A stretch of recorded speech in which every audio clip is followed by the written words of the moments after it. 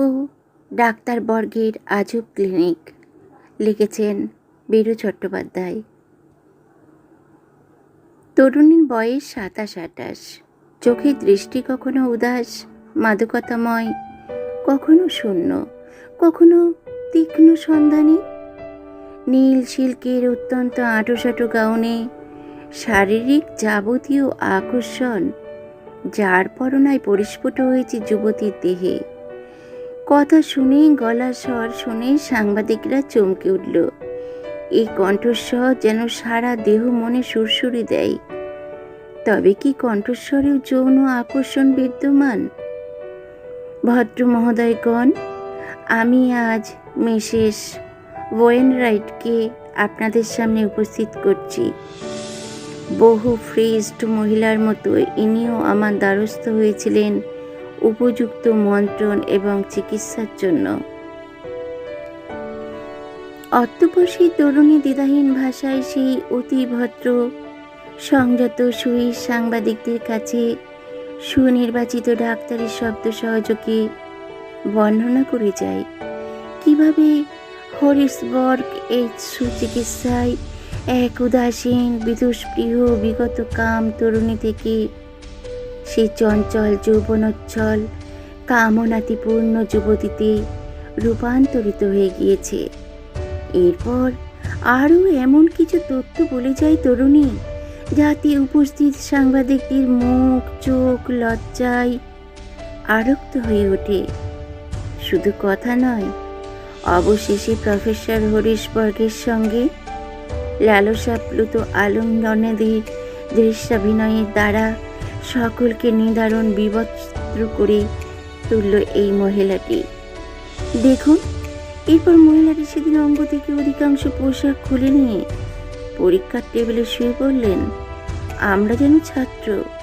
এমনিভাবে প্রফেসর বর্গ বিজ্ঞানসম্মত ভাষায় নরনারীর অঙ্গ প্রত্যঙ্গ ও যৌন জীবনের উপর দেহ ও মনের প্রভাব এবং নরনারীর মিলন সংক্রান্ত অজস্র গোপন তথ্য উদাত্ত কণ্ঠে দর্থহীন ভাষায় বর্ণনা করে গেলেন। ভদ্রমহিলাও বক্তৃতা অনুযায়ী প্রয়োজন অনুসারে অঙ্গ প্রত্যঙ্গাদি হিলন ও সঞ্চালনের দ্বারা প্রফেসরকে সাহায্য করে গেলেন। শেয়ালের মতো মুখাকৃতি বর্গের মুখে এক অবৈধ হাসি সঞ্চারিত হলো। সে উঠে গিয়ে চেম্বারের দরজা নিঃশব্দে লক করে দিল। তারপর পুলিশ ভদ্রমহিলা কিছু বুঝে উঠবার পূর্বেই দেখা গেল সে এই ডাক্তারবর্গের দৃঢ় আলিঙ্গনাবদ্ধ অবস্থায় সেটির ওপর শায়িত হয়ে গিয়েছে। ভেতরে যখন এই আজব চিকিৎসা শুরু হলো, বাইরে তখন অধৈর্যভাবে পায়চারিরত ডরথির পক্ষে ভেতরের কোনো কিছু শ্রবণ বা দর্শন করে গুপ্তচর বৃত্তি করবার উপায় রইল না। আশ্চর্য কাণ্ড! ম্যাডাম মেরিকুইজ এই অবৈধ চিকিৎসায় সত্যি সত্যি পরম তৃপ্তি লাভ করল। মুখ ফুটে বলেই ফেলল, ওয়ান্ডারফুল আপনি ডক্টর বর্গ, অশেষ ধন্যবাদ। আমি কত বছর পর যে শান্তি পেলাম তার কি বলবো। প্লিজ আমায় আপনার ক্লিনিকে থাকতে দিন। আমায় কত কিছু এখানে শেখবার আছে। প্রথমে মনে হয়েছিল রাজ্যটুক বুঝি, যেমন দেবা তেমনি দেবী, অর্থাৎ এই গ্রিক রমণী বোধ করি নিঃসীম কামাচারী বর্গের উপযুক্ত দোসর, যোগ্য সঙ্গিনী। কিন্তু কার্যকালে সমুৎপন্নে দেখা গেল সীমাহীন কামনা বাসনার অধিকারিণী এই হেলেস স্ফ্যাগনেস নামক নারীটিকে তৃপ্তিদান করা বর্গের অসাধ্য। দুঃখের সঙ্গে সে তার এই নতুন পেশেন্টকে ওলান্দাজ লুপ্পার হাতে ফেলে রাখল 3 দিন 3 রাত।